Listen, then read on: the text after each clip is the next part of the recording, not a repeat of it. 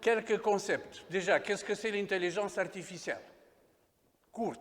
Après, intelligence artificielle connexionniste, intelligence artificielle symbolique ou cognitiviste. Et depuis peu, on parle d'une troisième catégorie d'intelligence artificielle qui est la combinaison des deux. Oui, intelligence artificielle hybride ou neurosymbolique, qui utilise les réseaux de neurones, mais aussi la logique, raisonnement de l'intelligence symbolique. On reviendra. Après, qu'est-ce que c'est machine learning, deep learning? Parce que ce sont des mots qui sont beaucoup plus simples que comprendre, par exemple, Proust ou Descartes ou d'autres. D'accord? Mais les informaticiens, ils ont l'habitude de se cacher derrière des raccourcis, derrière des concepts, oui. Et ça, c'est même une codophilie, oui. Et ça ferme tout de suite le dialogue avec quelqu'un qui n'est pas dans la culture informatique. D'accord? Après, on va parler des réseaux de neurones artificiels, surtout réseaux de type convolutif, on verra qu'est-ce que c'est, génératif aussi, oui, et antagoniste. Comment arrive aujourd'hui une intelligence artificielle à créer une image? Comment ça se fait? D'accord? Voilà, après, traitement automatique du langage naturel, oui. Et ici, on va parler de réseaux récurrents, oui, le mécanisme de l'attention, le grand modèle de langage, et GPT 2020, au mois de mars, on était tous consignés à la maison. Et ils ont publié GPT-3. On reviendra sur ça. Et l'année dernière, 30 novembre, ils ont publié ChatGPT, qui est vraiment un tremblement de terre, parce que c'est la première fois que tout le monde, mais tout le monde, peut se rendre compte qu'est-ce que c'est cette intelligence artificielle. Parce que jusqu'ici, on a utilisé le mot d'intelligence artificielle même quand il ne fallait pas. Il y a même des gens qui disent qu'il faut se contrôler sur l'utilisation de termes intelligence artificielle, parce que souvent, il s'agit de systèmes informatiques d'aide à la décision. Il n'y a rien d'intelligent dedans. Il n'y a que des algorithmes. D'accord? Et souvent, on utilise l'intelligence artificielle pour montrer plus qu'on a en réalité. Après, des conclusions, si on arrive, ok, quel est l'impact sur le multimédia et aussi comment sensibiliser le public. Écoutez-moi bien, vous ne pouvez pas dire, écoutez, je suis à la retraite, ça passe maintenant à côté de moi. Non, c'est extrêmement intéressant.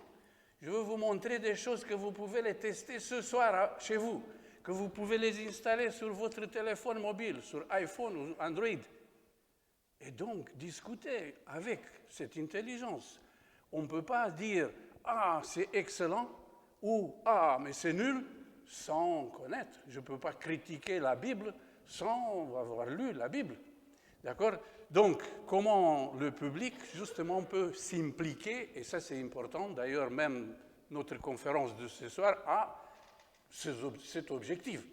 Parce que sinon, le monde est séparé, oui, et c'est très triste. Vous avez reçu une bibliographie, justement, je l'avais regardée vite fait, mais ce bouquin, je ne l'avais pas vu. OK? C'est Gaspard Koenig, La fin de l'individu, avec un sous-titre « Voyage d'une philosophe au pays de l'intelligence artificielle ». Moi, je vous le suggère. C'est de 2019, mais minimum, vous pouvez vous rendre compte qu'est-ce qui se passe dans ce monde, parce qu'il a interviewé 125 spécialistes, professeurs universitaires, chercheurs, patrons d'entreprises, concernant l'intelligence artificielle, et ces remarques sont vraiment très, très pertinentes, et ça va vous donner aussi l'occasion de se rendre compte que ce n'est pas un domaine qui est à côté de nous, à côté de moi, et on laisse passer. D'accord? Et il commence, justement, regardez, page 9, son bouquin, il est allé aux États-Unis, et première interview qu'il a voulu l'organiser, quand il se présentait, voilà, philosophe en France, écrivain, l'autre, il l'a regardé, il dit, sorry, I can't help you. Je regrette, je ne peux pas vous aider. Parce qu'il a considéré, il est nul. Comment je peux discuter avec lui, intelligence artificielle, et il est philosophe. D'accord? D'ailleurs, regardez son commentaire, comment un barbare qui n'a jamais codé, qui a écrit un code d'un programme informatique, un profane, qui peine encore à utiliser PowerPoint, pourrait-il comprendre les subtilités de deep learning? Ici, c'est-à-dire dans leur laboratoire, on est occupé à make the world better, faire le monde meilleur. Ici, on est occupé, voilà, on ne se pose pas des questions, on résout des problèmes. Et les tribulations philosophiques, luxe d'un esprit oisif, ne sont pas à l'ordre du jour. Donc, circuler, on n'a rien à communiquer. Mais justement, il a continué, d'accord? Et il dit justement que l'intelligence artificielle, d'ailleurs, ça, ce n'est pas lui qui dit, c'est la 4e découverture. Et je trouve que la 4e découverture, elle est très politico-sociale. Parce que ce n'est pas vraiment ce qu'il dit à l'intérieur. Okay? Regardez ce qu'il dit. L'intelligence artificielle nous prépare ainsi des droits sans démocratie, un art sans artiste, une science sans causalité, une économie sans marché, une justice sans coupable, des amours sans séduction. À moins que nous ne reprenions le contrôle en forgeant pour nous-mêmes un droit à l'errance. Donc, il y a plein de choses qui sont dites ici. Okay? Mais si on le prend à la lettre, ça signifie que déjà c'est trop tard, il n'y a rien à faire. Okay? Mais je pense qu'on est loin de ça. Et lui, dans un article d'ailleurs publié, je ne sais pas, dans Les Échos, c'était la mauvaise épistémologie de ChatGPT, l'article. Mais j'ai beaucoup aimé son commentaire. Regardez, ChatGPT ravive le fantasme sur la fin du travail ou le robot conscient. Parce que tout de suite, quand on parle de l'intelligence artificielle, c'est le mythe de Golem, paf, qu'est-ce qui se passe? Et on n'aura plus de travail et c'est l'intelligence artificielle qui deviendra consciente et après c'est même comment ça s'appelle, un risque pas existentiel pour l'humain. D'accord? Il faut discuter toutes les choses, mais il ne faut pas tomber justement dans ce piège, oui. Cet éternel faux débat sur la technologie nourrit des science-fiction dont on ose à ranger à l'opinion publique en obérant les questions socio-économiques bien réelles. Donc, elles existent, ces questions. D'accord? Mais il ne faut pas rester à la surface des choses et jeter, comme on dit, avec l'eau l'enfant. Oui. Plutôt que d'ouvrir le cycle habituel de l'émerveillement naïf, wow, c'est excellent, oui, de l'adoption massive, on utilise tous ChatGPT, et de l'affolement impuissant, peut-être pourrions-nous pour une fois garder la tête froide et exercer notre esprit critique. D'accord? Et justement, moi je pense qu'on doit prendre position, comprendre ce qui se passe. Les choses ne sont pas très compliquées. D'accord? Mais il faut se rendre compte qu'est-ce qu'il y a derrière le capot. D'accord? Et à propos de ça, regardez, même un Américain qui a contribué à PayPal, à plein de choses, oui, Peter Thiel disait, l'IA est communiste, car centralisatrice et normative. Mais il a raison. C'est comme ça. Comment pensez-vous qu'à la fois la Chine et Google et tous les États-Unis se basent sur les mêmes objectifs? Et ils sont deux systèmes différents. Okay? Mais c'est l'idée de centralisation et de normative. Ensuite, toujours lui, dans le bouquin, dit l'intelligence artificielle devait être le rêve de tout philosophe. Il a raison, parce qu'on a pensé tout au début comment fabriquer une machine à penser. Est-ce que c'est possible? Mais il y a des débats philosophiques justement autour de l'intelligence artificielle.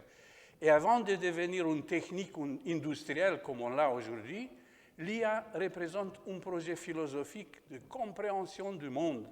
Et rappelez-vous, dans la première conférence que je l'avais faite sur l'intelligence artificielle et multimédia, je vous avais montré un peu l'histoire avec Turing, avec son premier article dans 1936, et le deuxième, 1950, Imitation Game, qui a été publié dans une revue de philosophie.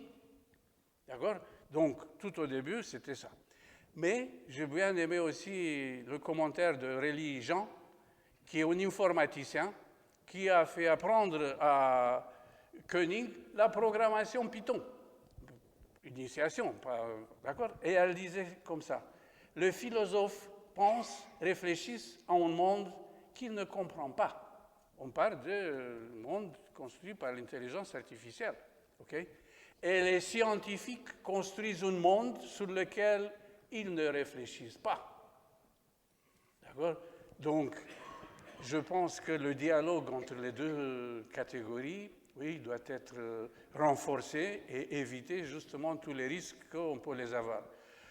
Et j'ai mis entre guillemets le titre. Pourquoi? L'IA déferle à nos ports. Parce que jeudi, les Républicains ont publié 2 pages sur l'intelligence artificielle avec ce titre. D'accord? Mais je pense qu'ils ont oublié d'annoncer la conférence de ce soir. Oui?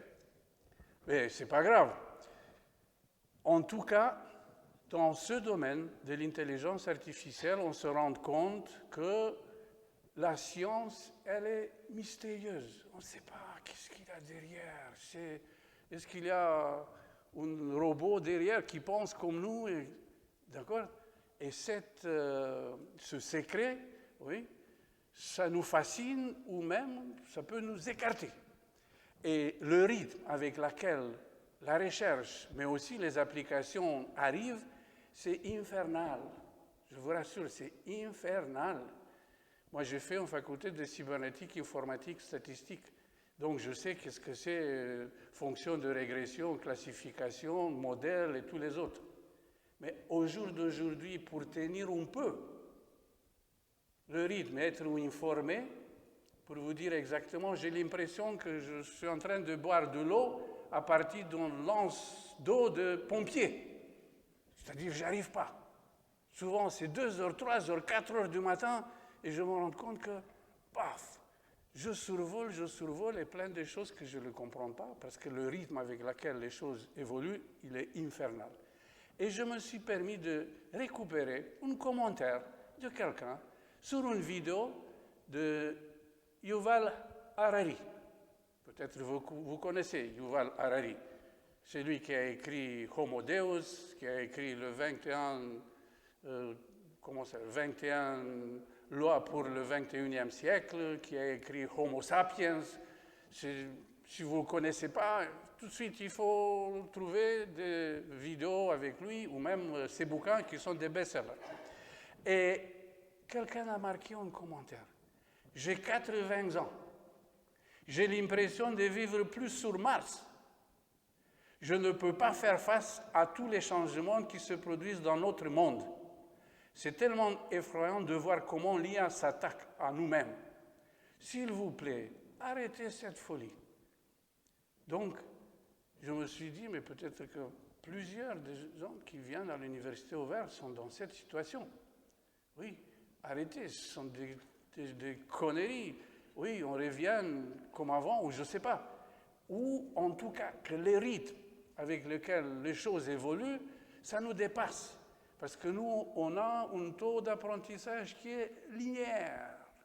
Ça demande beaucoup de temps pour apprendre. Et ici, en intelligence artificielle, les choses évoluent exponentiellement. D'accord? Et bientôt, d'ailleurs, c'est Ray Kurzweil qui dit 2045, maintenant ils disent que ce sera même plus tôt, on aura le point de singularité, quand ces technologies vont dépasser la capacité de l'être humain. Bon, on ne rentre pas dans le détail, mais si ça vous intéresse, voilà. Singularity is here, c'est son titre de bouquin. Ils ont construit même une université, Singularity University, pour montrer que tout est exponentiel. En médecine, en physique, partout, les recherches se développent avec un rythme exponentiel. Mais il faut se rendre compte quand même qu'est-ce qu'on peut faire aujourd'hui avec cette intelligence artificielle. D'accord? Et voilà, ici quelques définitions, quelque chose. L'idée est qu'avec l'intelligence artificielle, on arrive à faire des tâches que l'homme le fait en utilisant son intelligence. Jouer d'échecs, oui, jouer Go. Plein des activités qui utilisent notre cerveau.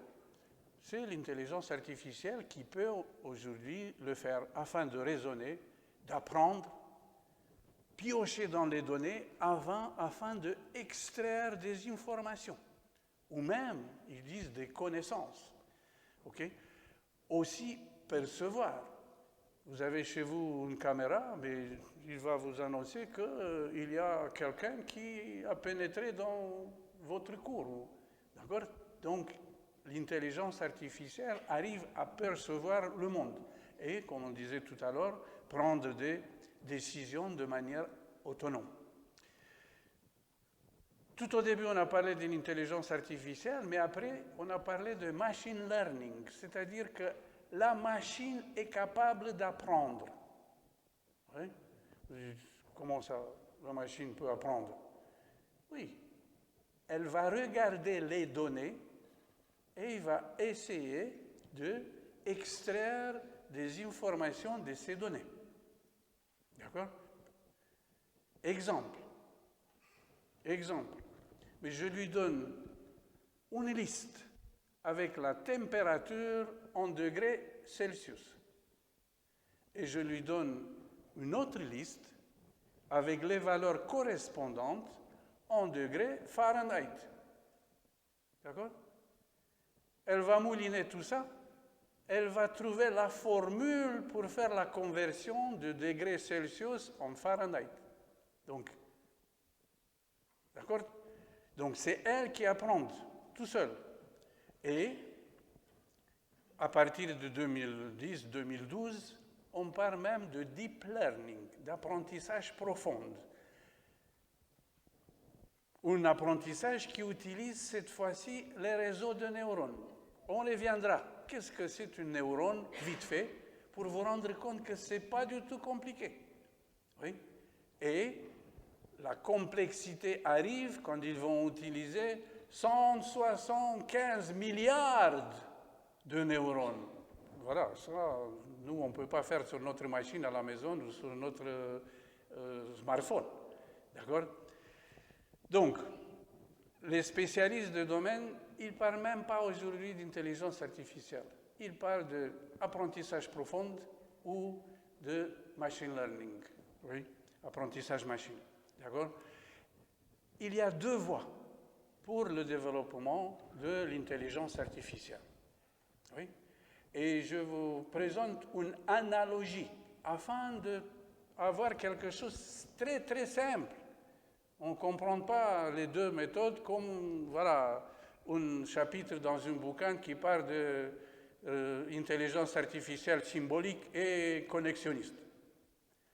Pour l'apprentissage de la première langue, rappelez-vous, vous avez vu même, les enfants même, aujourd'hui c'est une syllabe, une lettre, après une syllabe, un mot, 2-3 mots, et à un moment donné, maman, j'ai faim.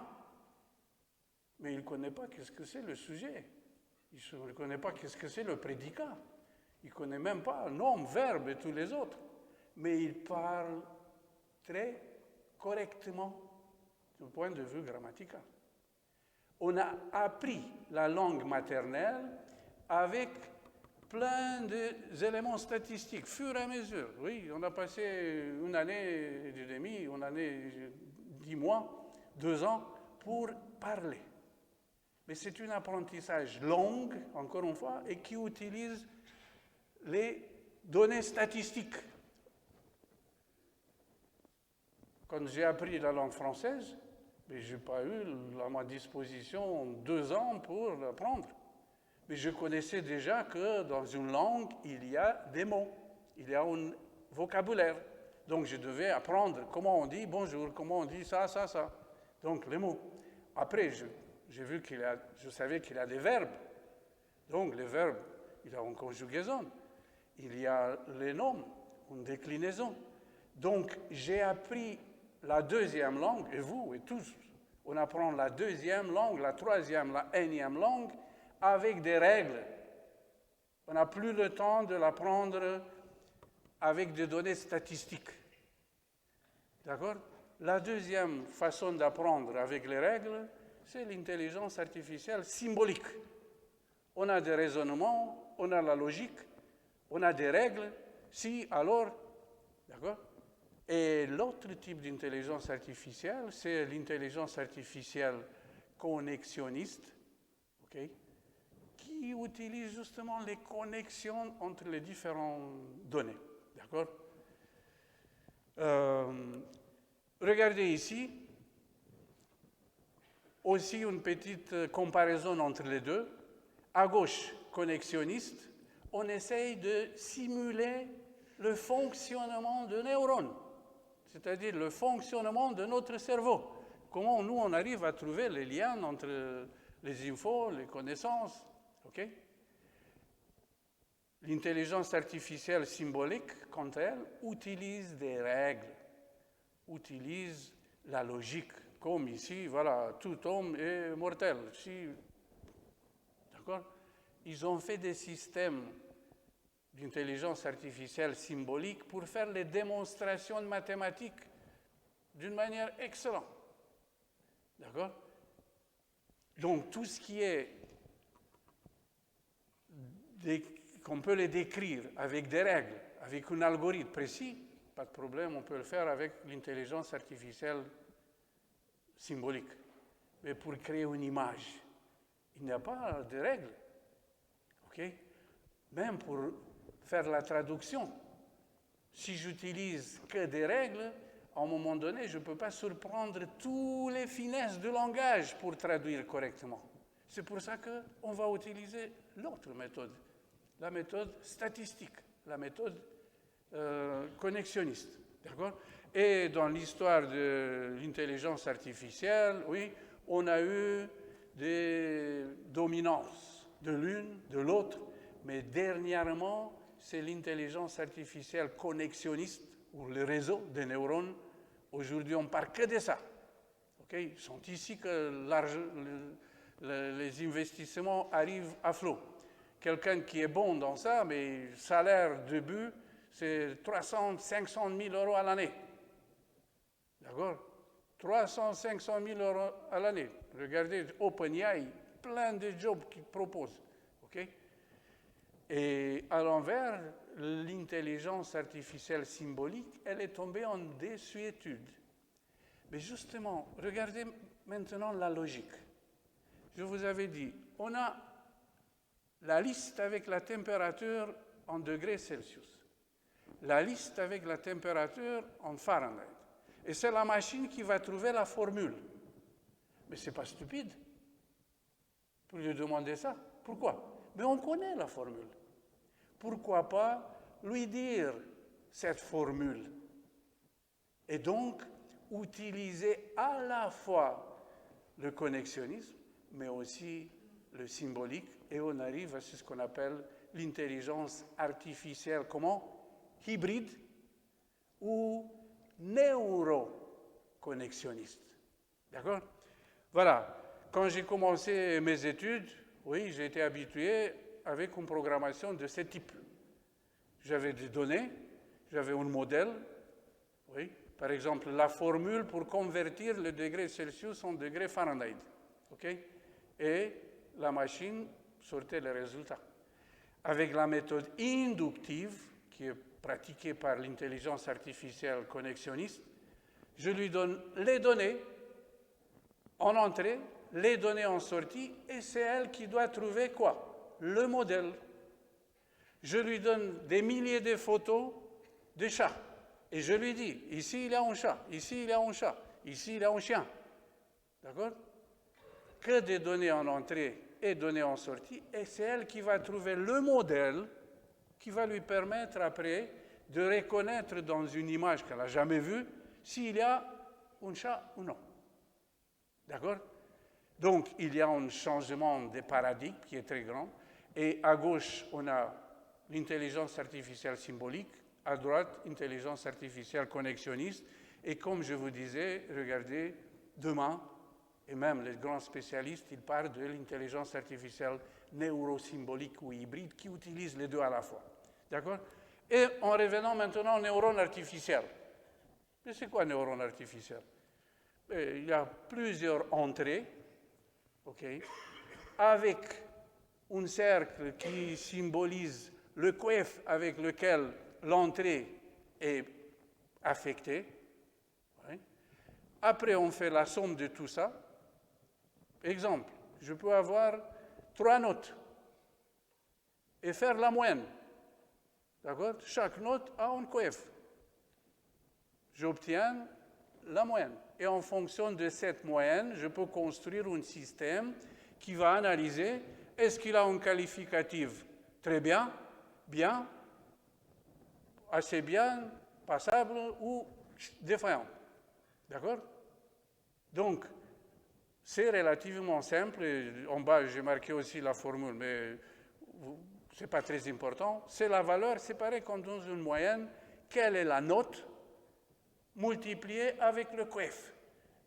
Dans les modalités de contrôle des connaissances à l'université, les coefs ne sont pas toujours le même. Il y a des unités qui comptent plus, d'autres qui comptent moins. D'accord? Et donc, comme ça, je calcule ça. OK? Et maintenant, pour vous rendre compte un peu plus de ça, OK?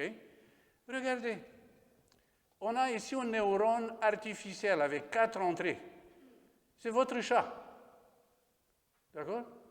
Si on le gratte le dos, le menton, le ventre, il est super content. Oui, j'ai un chat à la maison, il demande. OK? Et même, il va ronfler tout de suite. Par contre, si je lui touche les oreilles, il ne supporte pas. D'accord? Regardez maintenant, ici sont les entrées. C'est-à-dire, je gratte les dos, l'oreille, menton, OK? Et j'avais pris une petite vidéo. Regardez comment ici, c'est le degré de l'état d'heureux de mon chat. Est-ce qu'il est très content ou pas content? D'accord? Et je lance la vidéo. Donc, l'idée est qu'on va cliquer sur Off. On va activer. On le gratte sur le dos, sur OK, Run. Et regardez ici la valeur, l'état de notre chat. OK? Run. Hop. Hop, il est content. Hop. Encore. OK, boum, maximum. OK. Hop, ça redescend. Oui, ça augmente. Donc,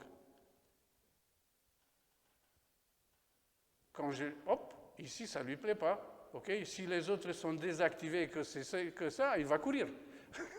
D'accord? Vous comprenez? Donc, ici, on a les entrées, OK, et une liaison vers le neurone ici, qui est une liaison positive, ça augmente avec je ne sais pas combien, ou la ligne rouge, ça diminue avec quelque chose. D'accord? Donc, l'idée est, encore une fois, qu'entre les, comment ça s'appelle, les entrées et le neurone, il y a des valeurs. Peut-être que ce n'est pas 1, c'est 0,8, c'est moins 0,5. D'accord? Très bien. Si on continue notre présentation, regardez maintenant ici comment l'ordinateur voit l'image. L'ordinateur ne voit pas comme nous. L'ordinateur voit des nombres. OK? Un point noir, un pixel noir, pour lui, c'est 0. Un pixel blanc, c'est 255. OK? Pourquoi ça? Parce qu'il enregistre sur 8 bits. Et on a des valeurs entre 0 et 255. D'accord? Si c'est une valeur intermédiaire, 127, mais ça signifie un gris moyen. D'accord? Si c'est 20, c'est gris foncé. 200, c'est gris clair. Donc l'ordinateur, il voit que des nombres. D'accord? OK. Regardez maintenant une autre démonstration. Okay? C'est un réseau de neurones artificiels.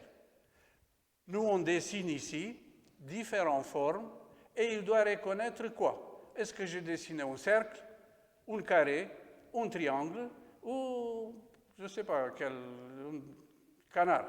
Okay? Et on lance l'animation. Okay? Hop, hop, regardez. Comme tout à l'heure, le noir foncé, c'est lui qui est le plus fort. Oui? Et vous avez vu comment les quatre, ils varient aussi. Et il va choisir chaque fois celui qui est avec la valeur la plus grande. D'accord? Comment on arrive à faire ça? C'est nous qu'on l'a instruit. On lui a dit, ah, ici, c'est un canard, ici, c'est un triangle, ici, c'est un carré, d'accord? Ici, c'est un cercle. Et en faisant beaucoup des exercices comme ça, il va construire un modèle de manière qu'après, quand je dessine, il arrive à reconnaître l'une des quatre formes. D'accord? On continue, ok, avec quelque chose encore plus loin, ok, un réseau de neurones artificiels pour reconnaître les chiffres manuscrits. C'est Yann Lequin qui a fait ça, ok? Et regardez maintenant, pareil, quand on va écrire ici, mais il va reconnaître que c'est 0, c'est 1, c'est 2, c'est 3, hop, hop, regardez, boum, c'est 4. OK? C'est, je ne sais pas lequel, 1. Voilà, il a trouvé 8. D'accord? Donc, il se trompe. Il y a un taux de réussite, voilà. OK? Et il faut bien comprendre qu'afin de construire ce réseau, avec les lignes qui sont là-bas, chaque ligne aura un coef. OK? Et il va apprendre à déterminer les coefs de manière qu'il a une accuratesse le plus correcte possible. Si on n'est pas content, mais on va refaire des milliers d'exemples et comme ça, il s'affine et il améliore ses résultats. D'accord? Très bien. J'espère que ça, c'est compris maintenant. OK? C'est-à-dire, il reconnaît s'il y a noir, s'il y a blanc, s'il y a un gris, et après, en fonction de valeur, OK, il reconnaît quels chiffres correspondent à ça. D'accord? Et je vous pose la question. Ici, regardez, il y a une image qui a, je ne sais pas, une vingtaine de pixels, je ne sais pas, 20 par 20 ou 30 par 30. Mais si je prends une photo avec un appareil, même avec un smartphone, c'est déjà 16 millions, 24 millions de pixels. Vous vous imaginez? On ne peut pas faire ça. Pourquoi? Parce que je dois avoir un tableau de 24 millions de pixels. Okay? Il ne peut pas calculer ça, c'est impossible, calculer tous les coefs. D'accord? Et justement, c'est comme ça que déjà ici, pour des images petites, okay, de 36 par 36 pixels ou 40 par 40, il arrive à trouver les coefs. C'est un apprentissage supervisé. C'est nous qu'on lui dit, voilà, ici il y a un chat. Donc c'est lui qui va identifier des caractéristiques. D'accord? On ne sait pas quelles caractéristiques, et on s'en fout. D'ailleurs, c'est pour ça qu'on appelle ça comme une boîte noire, black box. On ne sait pas qu'est-ce qui se passe dedans. Mais si ça fonctionne, c'est bon. D'accord? C'est d'ailleurs l'une des critiques qu'on a pour les réseaux de neurones, okay, qu'elles ne sont pas explicables. Elles ne donnent pas des explications comment elles sont arrivées à tel ou tel résultat. D'accord? Et regardez ici, c'est quelqu'un qui a découvert un algorithme afin de faire ce qu'on appelle la rétropropagation, c'est-à-dire je lui donne une image, il va dire c'est un chat. Je dis non, c'est pas un chat. Et il va faire le chemin à l'envers pour se rendre compte où il peut modifier les coefs. Qu'est-ce qu'il faut augmenter, diminuer afin d'obtenir un résultat meilleur. Donc, pour des images petites, on peut faire ça. Mais pour une image grande, je ne peux pas.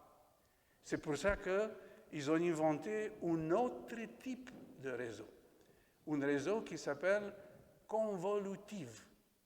Autrement dit, Imaginez que derrière, c'est notre image de 24 millions de pixels. Mais au lieu de travailler sur tous ces pixels à la fois, il utilise un filtre.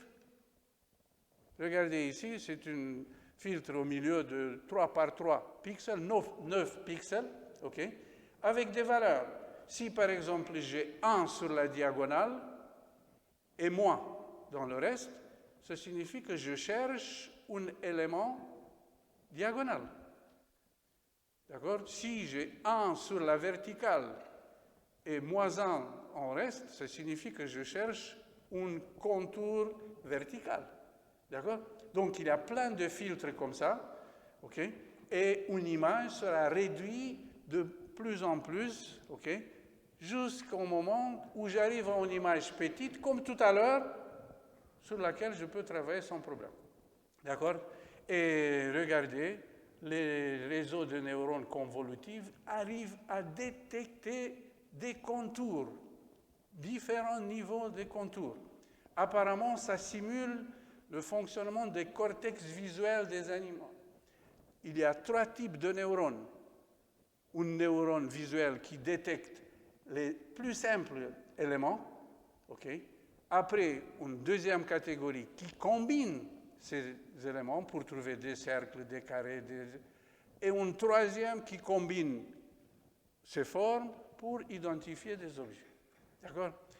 Donc, maintenant, si ici en bleu, on a les caractéristiques que le modèle les a identifiées tout à l'heure, je peux utiliser ces caractéristiques pour lui demander de générer une image. Comme ça, sur text-to-image que vous avez vu tout à l'heure, je peux lui dire « Dessine-moi une image au centre-ville de Montbéliard ». D'accord? Parce que, encore une fois, il a déjà ces caractéristiques. D'autre part, toujours pour la partie réseau génératif, il y a ce qu'on appelle le réseau génératif antagoniste. Il y a un réseau qui génère et il y a un réseau qui vérifie qu'est-ce qu'il a généré. D'accord? Par exemple, si je lui demande de faire une image d'un chat, okay, il va commencer avec une image, un bruit. Et après l'autre, c'est pas un chat. Et lui, il va améliorer et les deux réseaux vont se contredire jusqu'au moment où celui qui fait la discrimination va dire « Oh, maintenant c'est acceptable ». C'est pareil, j'ai mis ici un petit dessin, comme quelqu'un fait une copie d'un billet de 10 €. Okay? Le discriminateur regarde, oh, mais on voit que c'est faux. Okay? Donc l'autre, il va refaire. Ah, maintenant c'est acceptable. D'accord? C'est exactement comme ça que ça fonctionne, un réseau génératif, antagoniste. Et regardez comment il commence avec un bruit et après il va construire le paysage que je lui avais demandé. D'accord? En plein des itérations. D'ailleurs, dans la première conférence, je vous avais montré des exemples avec le portrait d'Einstein quand il ne savait plus si c'est en profil ou de face et donc il hésitait tout le temps. Ou, regardez ici, Face Generator, on a des images, des visages de personnes en haut, première ligne, et la première colonne, et après, il combine une image qui est sur la première colonne, par exemple, en haut, avec l'image à gauche, première ligne. Et l'image résultat, c'est une image qui n'existe pas. OK? Mais chaque combinaison est analysée par un discriminateur qui va lui dire « Ah non, c'est très proche du premier, c'est très proche du deuxième. Fais un autre. » Et regardez comme ça, il génère des visages. Mais maintenant, il ne génère pas seulement des visages. Il génère de voitures. Il génère de chambres d'hôtel. Il génère de paysages en 3D. Donc imaginez que demain, on aura un jeu vidéo. On n'a plus besoin d'infographistes, des gens qui font la 3D. Et que chaque fois quand je veux lancer le jeu, c'est un autre paysage qui est généré automatique. D'accord? Très bien. Donc, le temps avance vite. J'ai marqué ici les 3 parents de l'intelligence artificielle connexionniste, ou de type réseau de neurones. C'est Benjo, Hinton et Lequin. Lequin, il est français. Il a fait sa thèse de doctorat en France. Après, il est parti aux États-Unis. C'est lui qui a mis au point le réseau convolutif pour la reconnaissance des caractères manuscrits. Il est prof à l'Université de New York et il est responsable intelligence artificielle chez... Qui c'est? Facebook. Meta. Toute image que vous mettez sur Facebook est analysée par ces algorithmes. OK? Après, si c'est sexy, c'est je ne sais pas quoi, ou même, ils ont plein de projets, d'accord? Donc, il est chez Meta. Ensuite, vous avez Hinton, qui est né à Wimbledon, donc des Européens. Les 3 sont des Européens. J'ai l'impression que Benjo, il est né aussi en France. OK? Et Hinton, il a été spécialiste intelligence artificielle chez Google. Et au mois de, je ne sais plus, avril, mai, il a démissionné. Vous imaginez, démissionner de Google?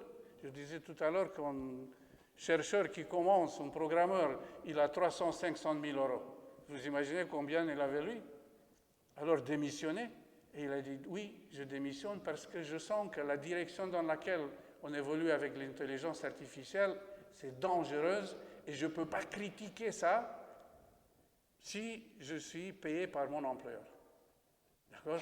Et si vous faites des recherches sur YouTube, vous trouvez des vidéos avec Hinton où il explique, voilà, quels sont les dangers. Benjo, il est à Montréal, il a un laboratoire d'intelligence artificielle, c'est l'une des meilleures du monde, ok?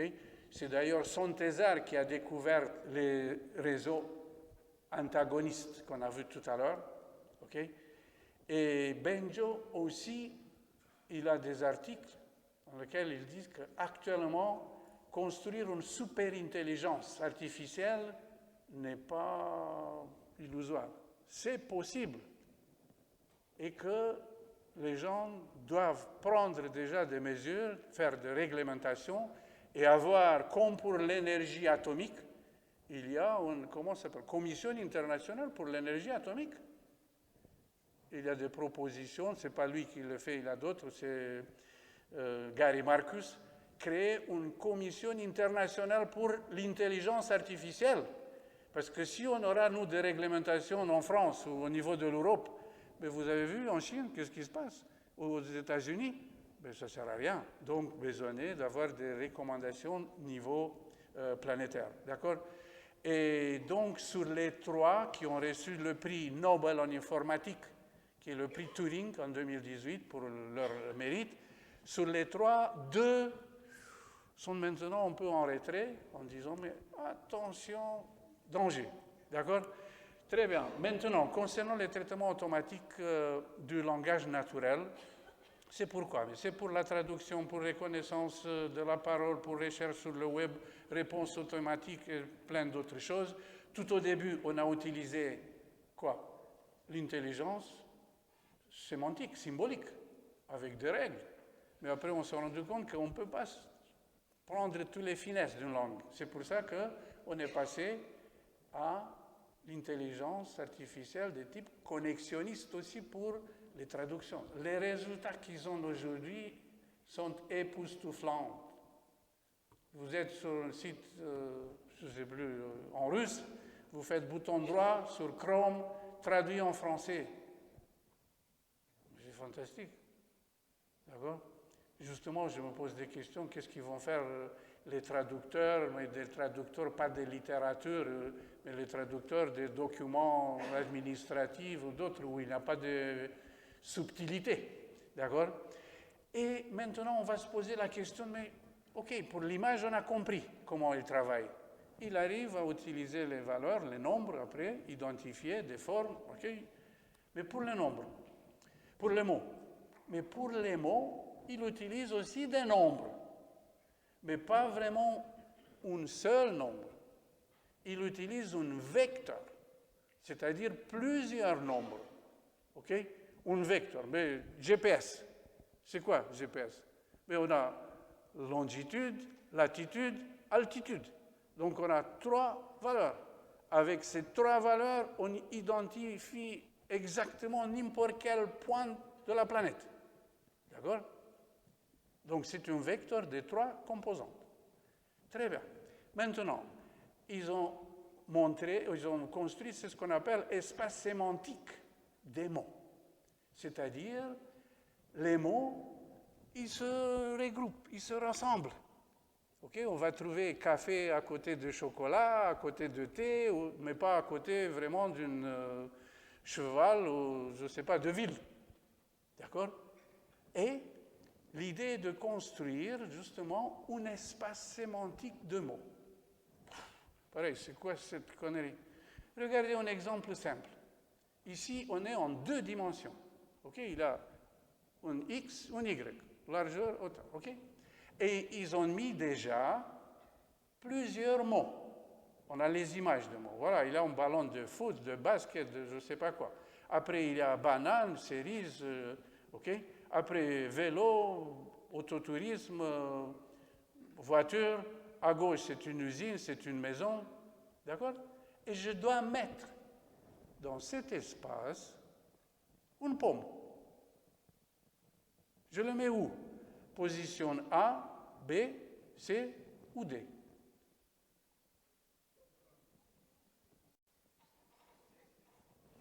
Mais C. C'est logique. Pourquoi? Parce que c'est un fruit. Il sera voisin avec cerise, avec banane, mais il n'a rien à foutre avec vélo ou les autres. Vous comprenez? D'accord? Et regardez ici, dans un espace 2D, on a un vecteur. Par exemple, pour la voiture, j'ai 6 sur X et 0 sur Y. Okay? Si on met le pomme, il aura quelles coordonnées? Quel vecteur? Je regarde sur X. Okay? Vous avez dit que je le mets à la place de C. Okay?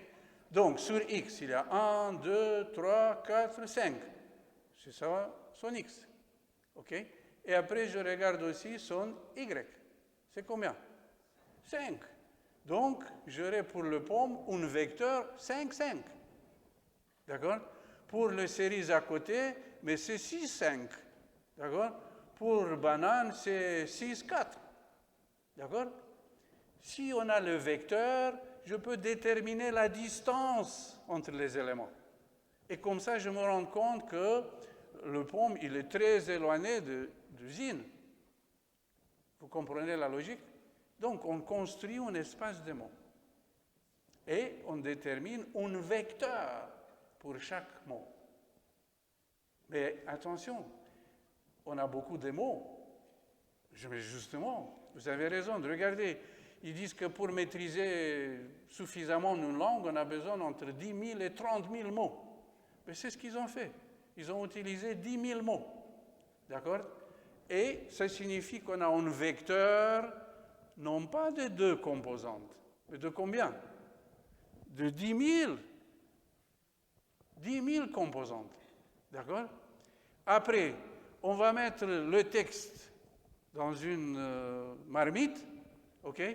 Et la machine va trouver le vecteur afin de trouver que chocolat est proche de café, thé, de lait, ou je ne sais pas.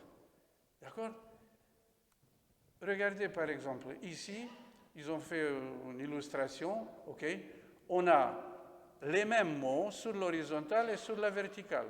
Après, c'est leur rapprochement.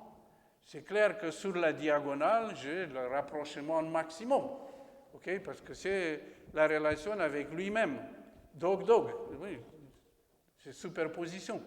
Après, on va regarder les groupes de mots.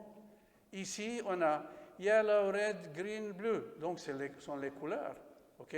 Après, sont les sports. Baseball, football, hockey, rugby. Après, c'est vanilla, chocolat, raspberry. Mais c'est excellent. Vous avez vu comment il est arrivé à les rapprocher, à construire un espace de mots qui est très fonctionnel. Mais attention, la machine comprend rien. Rien de rien de rien. Elle peut vous dire des conneries en série. OK? C'est d'ailleurs comme ça, quand je commence à écrire quelque chose dans Gmail, il vous suggère le mot suivant. Parce que c'est le mot le plus probable. D'accord? Si vous changez la première lettre, il va chercher un mot qui commence avec la lettre que vous l'avez dit, qui est le plus proche de lui. D'accord?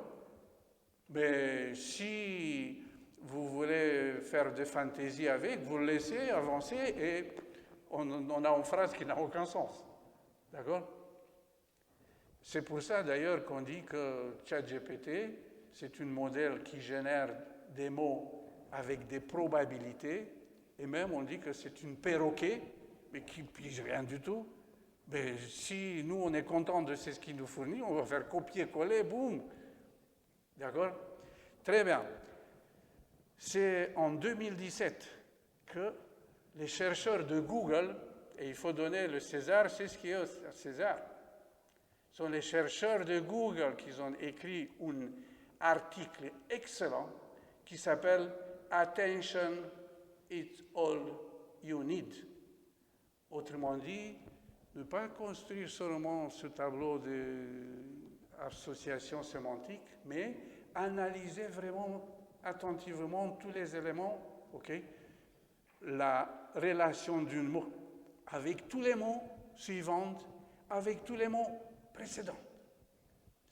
Et, excuse-moi, mais ils ont fait une grave erreur. Parce que justement, la société OpenAI, qui a créé GPT et ChatGPT, ils patinaient. Ils cherchaient, mais ils ne trouvaient pas leur modèle. Et quand ils ont vu cet article, ils ont dit « Ah, bingo, c'est ça qu'on a besoin ». Et c'est Google qui a lancé OpenAI. Oui. Je ne comprends pas pourquoi ils n'ont pas mis un brevet sur ça. Oui. Parce que c'était... Mais c'est comme ça. Et donc, OpenAI a utilisé le modèle de Google. C'est pour ça qu'ils sont sortis en premier. Et comme ils avaient besoin de capacités de calcul très grandes, ils étaient presque obligés de se rapprocher d'une grande qui a une plateforme puissante. Et ils sont rapprochés de qui? Non. Ils sont rapprochés de Microsoft. ChatGPT, quand vous l'utilisez aujourd'hui, il tourne sur la plateforme Azure de Microsoft. Vous vous rendez compte que, regardez, c'est une petite société, OpenAI, qui est sortie, poussée par les grandes, d'une manière inconsciente par Google et de manière voulue par Microsoft, pour ne pas se sacrifier eux. Donc Microsoft n'avait pas le courage de sortir un modèle comme ChatGPT. Ils ont dit, voilà, c'est OpenAI qui l'a sorti, s'il y a quelque chose, eux. Ah, ça marche, très bien, on l'implémente maintenant partout, même dans Bing, dans Office et les autres, d'accord? Et regardez une petite association, qu'est-ce que c'est? Attention, it's all you need. J'ai trouvé ça dans un bouquin, ok? Vous avez ici la source, Deep Learning by Visual Approach, ok? À gauche, on a la demande, ok? Ensuite, on a les mots-clés. Et le pot, c'est la valeur, la couleur, ok? Donc, je dois trouver un jaune lumineux, ok, avec un peu d'orange foncé, d'accord? Et donc, il va analyser où il trouve dans l'étiquette les mots. Il va trouver yellow dans le premier. Il va trouver orange, d'accord? Et comme ça, il va dire non, purple, il n'y a rien. Donc, c'est 0, ok? Bleu, il n'y a rien. Donc, il va trouver une combinaison, 40% de ça, 40% de ça, 10% de ça.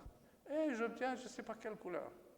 C'est exactement la logique de Attention, it's all you need. Quand il va comparer les mots afin d'identifier, regardez ici dans une traduction, il analyse chaque mot, quel est le mot qui correspond mieux à lui. Et vous avez une ligne qui est plus foncée, qui est la correspondance. Oui, I just want to have a sister, et je veux juste avant une sœur en français.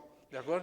Et il va sélectionner ça en fonction des probabilités. Quelle est la probabilité la plus grande? Identique avec le chat tout à l'heure. Quand il était plus heureux, ou avec la reconnaissance des chiffres 0, 1, où la valeur était la plus grande. Aujourd'hui, il y a plein de logiciels, et il y a aussi, vous avez vu ici, public en jeune, il y a d'autres qui sont privés, et le rythme avec lequel les choses évoluent, c'est vertigineux. Okay? En 2020, je disais, c'est GPT qui est sorti, c'est le modèle qui est utilisé dans ChatGPT. ChatGPT, c'est une application du modèle pour le dialogue humain et aussi pour le dialogue avec l'ordinateur. Donc pour rédiger de code informatique. Aujourd'hui, un informaticien peut demander à ChatGPT de lui écrire un programme, une fonction en C++, en Sharp, en Python, je ne sais pas quel langage. C'est fantastique. Il va sortir aussi des conneries, d'accord? Mais déjà, si j'ai la plus grande partie de travail faite, c'est excellent, d'accord? Très bien. Donc, on a ici les systèmes d'intelligence artificielle générative qui utilisent les modèles de type transformer, ok? D'ailleurs, GPT, c'est exactement ce que signifie, c'est Generative Pre-Training Transformer. C'est un modèle transformer, comme on a vu tout à l'heure avec Attention, It's All You Need, pré-entraîné et après qui génère. D'accord? Generative Artificial Intelligence, ok? On peut avoir des données en entrée et après générer du texte, du code, des images, des vidéos, d'accord? Regardez ici une petite, comment ça s'appelle, un petit dessin. Qu'est-ce qu'on a? Mais on a l'utilisateur qui va écrire un prompt, un texte. Et derrière, c'est le modèle. Attention, c'est le modèle. Ce n'est pas une encyclopédie qui est derrière. ChatGPT ne cherche pas dans une encyclopédie. Il va chercher dans son modèle, okay, avec quoi il a été formé, okay, et il va restituer du texte. C'est pareil comme un examen pour un étudiant qui prépare son examen. Il ne vient pas avec ses cours. Il va prendre à la maison et après, boum, c'est ce qu'il y a dans sa tête. GPT 3.5 s'arrête justement en septembre 2021.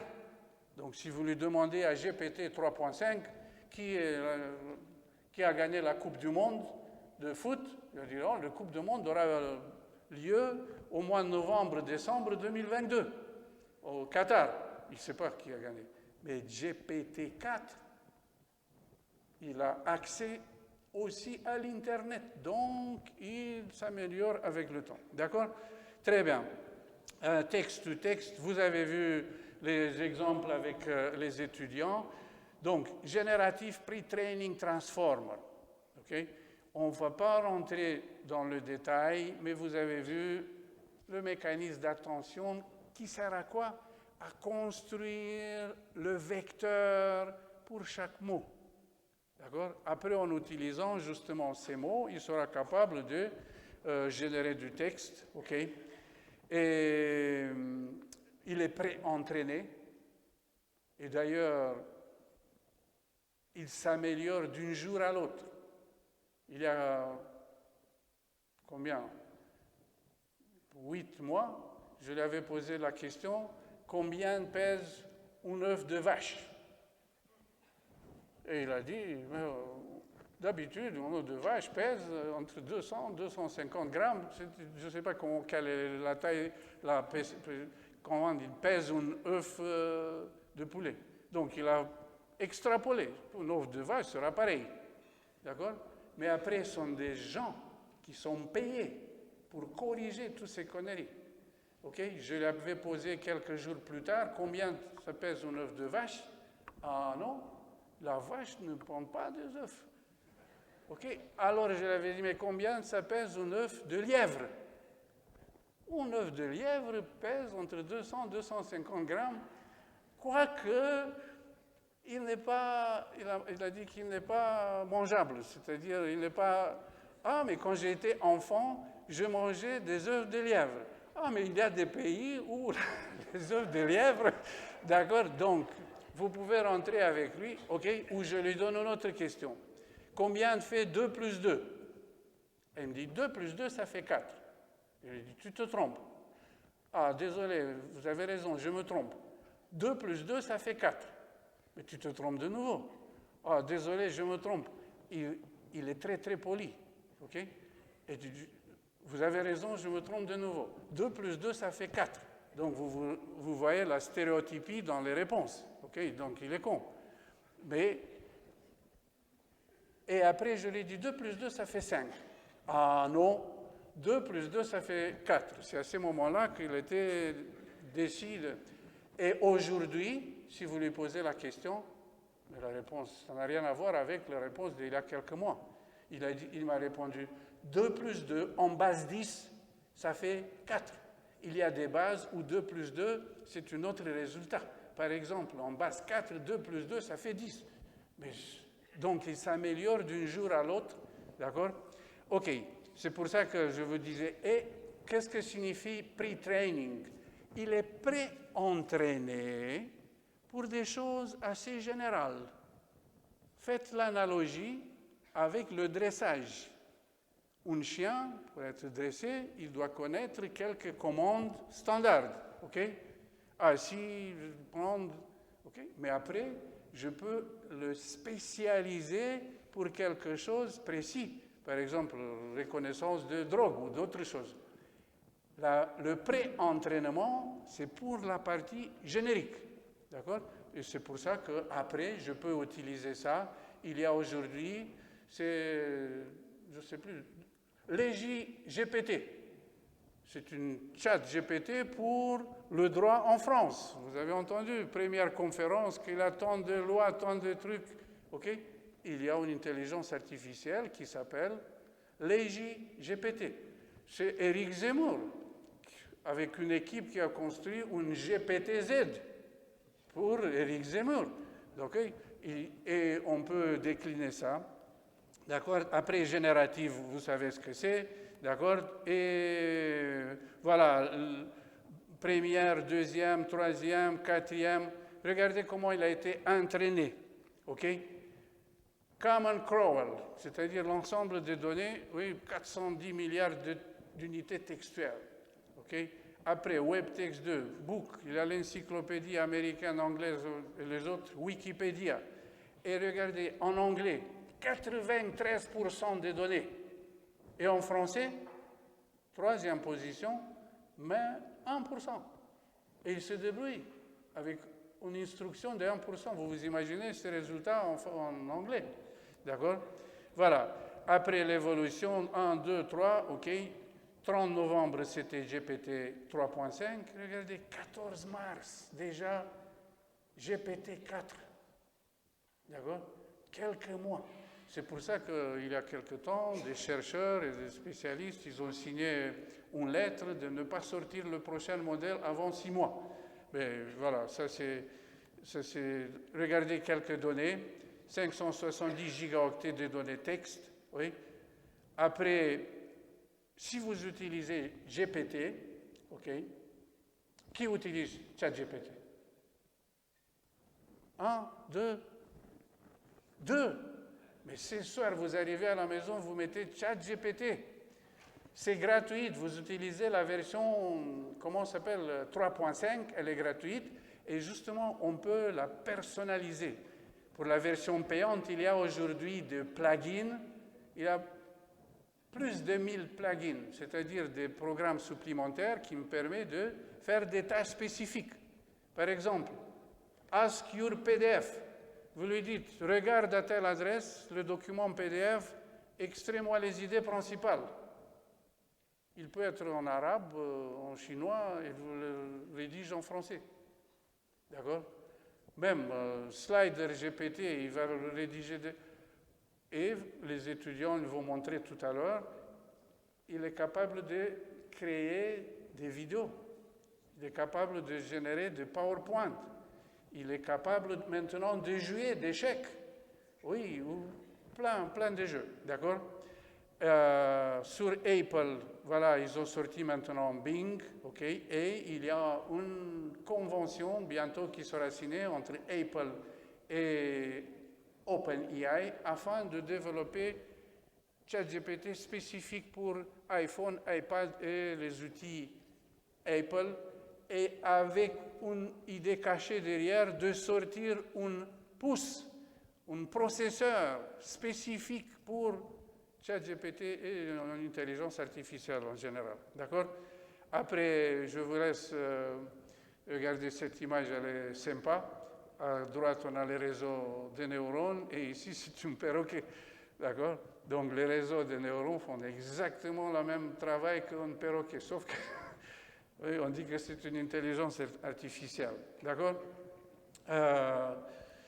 Et ici, la localisation des utilisateurs. Regardez la France, 3e position, 4,35. Allemagne, 3,65. C'est pas mal. Okay? Et après, comme je vous disais, il y a d'autres versions, ChatZ, LegiZ, et il y a Maxi AI, qui est un plugin pour Chrome. Et vous utilisez une application type ChatGPT directement sur votre navigateur. Vous posez une question, qu'est-ce que c'est l'intelligence artificielle générative? Google va vous répondre, ok? Et à côté, c'est Max AI qui va formuler, lui, une réponse comme ChatGPT. D'accord? Après, pour les images, voilà, on parle même aujourd'hui de e-art ou art générative. Regardez sur Night Café, plein des images que j'ai générées. Ouais. Lexica AI, ils ont sorti DALL-E 3, qui est pareil, même peut-être plus performant que Midjourney. Et vous pouvez utiliser DALL-E 3 directement sur Bing. Vous allez sur bing.com et vous utilisez DALL-E 3 gratuite. Mais c'est excellent, parce que sinon, avec ChatGPT, il est payant, avec la version payante. D'accord? Regardez des images que je l'avais réalisées avec DALL-E 3. Ici, le prompt à droite, c'était un Peugeot 3008 dans les astres, ou je ne sais pas comment je l'avais dit. Mais il a fait le logo. Vous avez le logo de Peugeot? Oui. Et DALL-E 3, il est capable d'utiliser aussi les mots, les lettres. Oui. Jusqu'ici, c'était abracadabra. On avait des lettres, mais sans sens. Oui. Actuellement, regardez, je l'avais dit, un orchestre composé de chats, chiens et lapins. OK? Ou, je l'avais dit, une gare TGV maritime. Oui. Ou, regardez ici, un design d'une villa de vacances en Alsace. OK? À droite, c'était une carte de vœux pour 2024. Je l'avais dit bonne année 2024, il a écrit en français Happy New Year. D'accord? Et maintenant, pour vous rendre compte de l'intelligence artificielle dans l'image, regardez ici profondeur de champ. Les gens qui utilisent la photo, ils savent qu'est-ce que c'est la profondeur de champ. C'est la zone de clarité dans l'image. Ça peut être de quelques millimètres ou infini. Qu'est-ce que vous remarquez à cette image?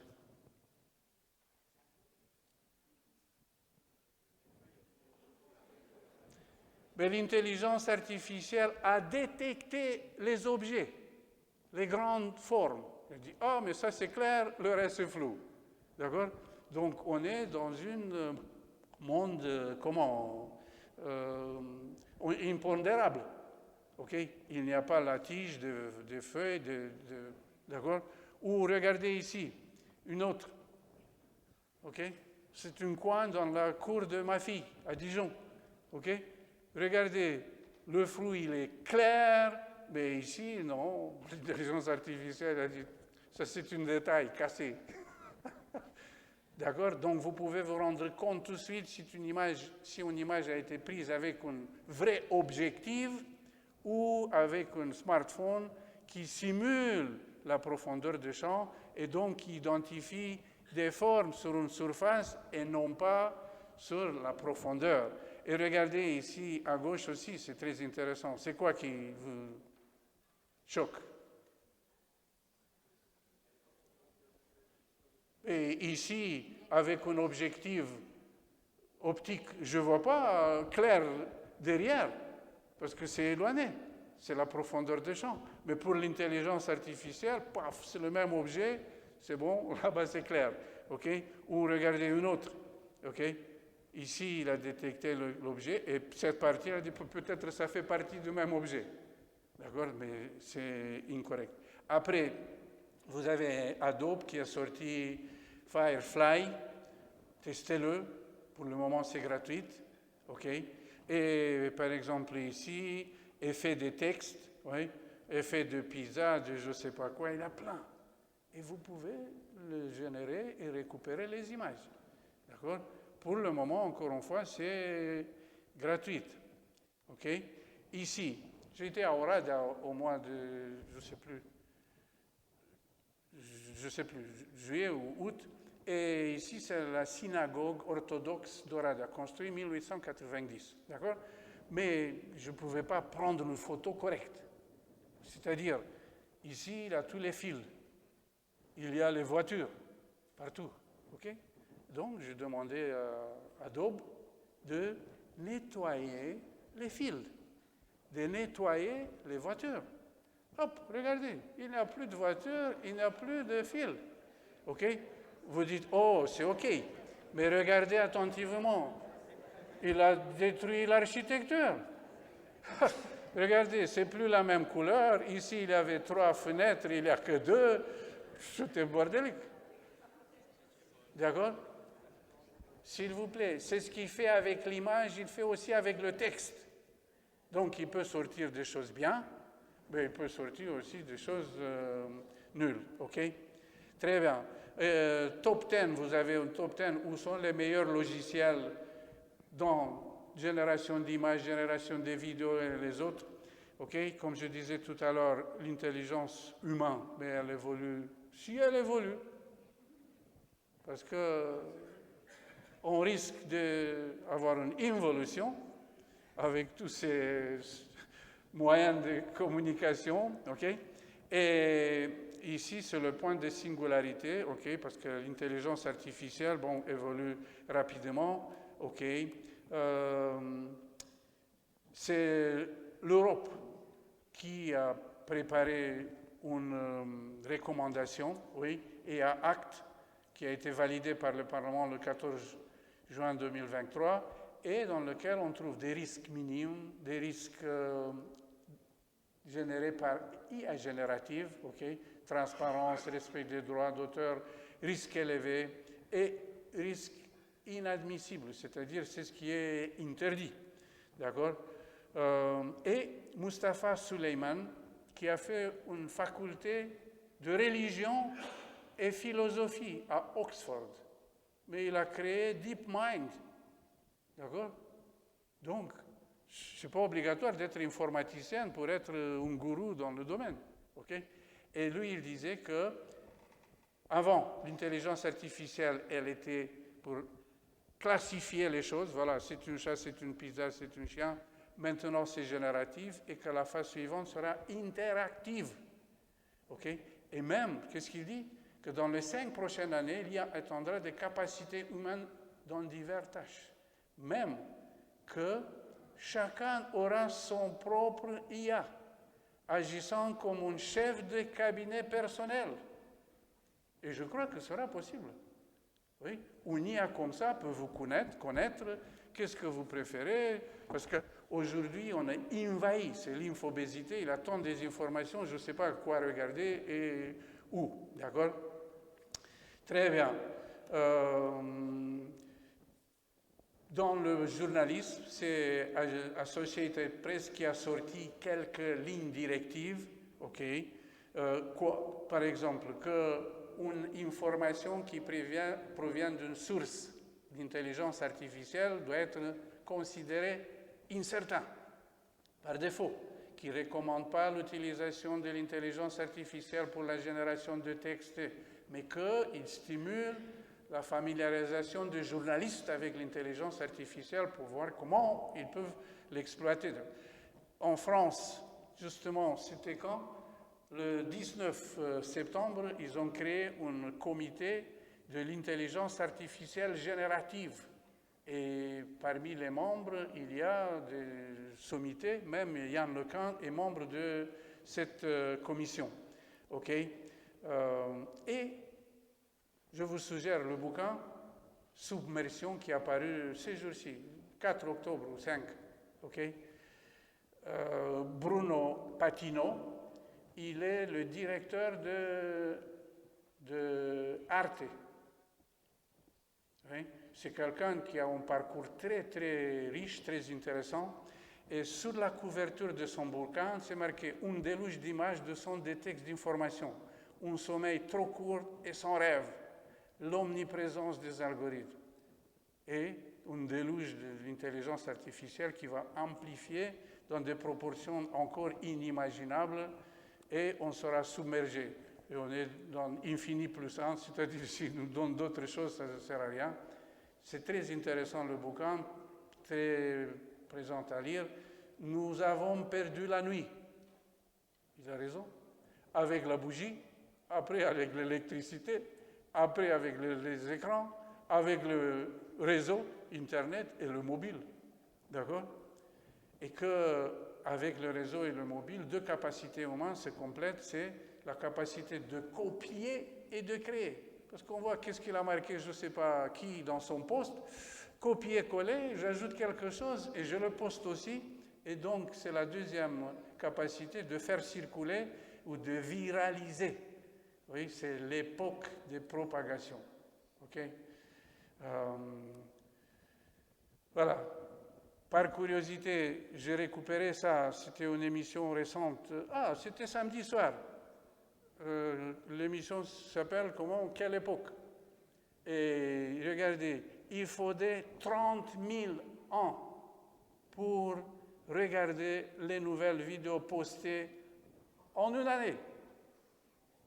D'accord? Voilà.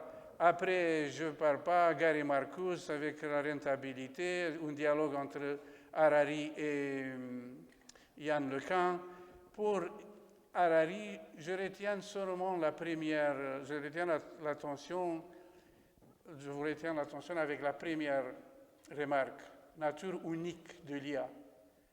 L'intelligence artificielle est le premier outil de l'histoire qui peut prendre des décisions par lui-même. Et c'est le premier outil de l'histoire qui peut créer de nouvelles idées par lui-même. Oui, le bouquin de Gutenberg ne crée pas d'autres bouquins. Okay? Aujourd'hui, avec l'intelligence artificielle, elle peut prendre des décisions, okay? Elle peut créer des choses. Okay? On parle de l'intelligence artificielle narrative. Le GPS que vous l'avez, c'est une intelligence artificielle narrative. Il cherche d'optimiser les choses. Okay? Un translateur, un traducteur, c'est un jeu d'échecs, okay? Narrative. Ensuite, c'est AGI. C'est l'intelligence artificielle générale. OpenAI a comme objectif d'atteindre l'intelligence artificielle générale.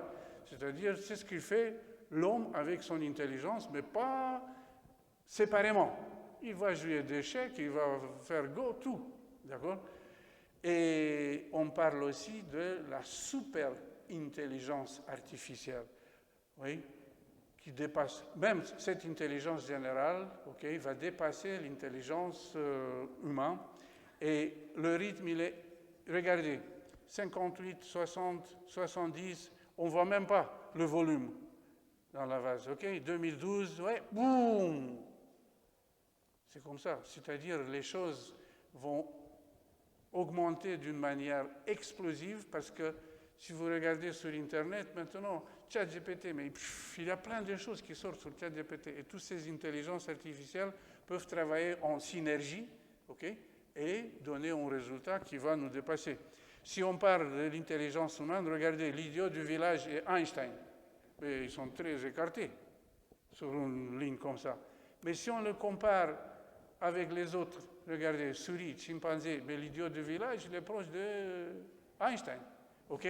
Si on représente sur la même échelle, maintenant, l'intelligence générale artificielle intelligente, voilà, AGI, mais elle est là. Superintelligence, elle sera loin. C'est ce qu'ils disent. D'accord? Je ne suis pas convaincu que c'est pour demain. Parce que pour le moment, elle ne pense pas, l'intelligence artificielle. Elle fait des choses que nous, on a programmé à faire. Plusieurs fois, c'est caché, on ne se rend pas compte de ce qu'il y a, mais ce sont des résultats qui impressionnent. D'accord? Moi, je vous suggère de regarder attentivement ce qui se passe et qu'on va créer des petits ateliers pour tester. C'est ce que je vous disais, ce plugin avec AI Max, maximiser l'intelligence artificielle pour moi. C'est un plugin très simple et les résultats sont impressionnants. OK? Voilà. Merci de votre attention.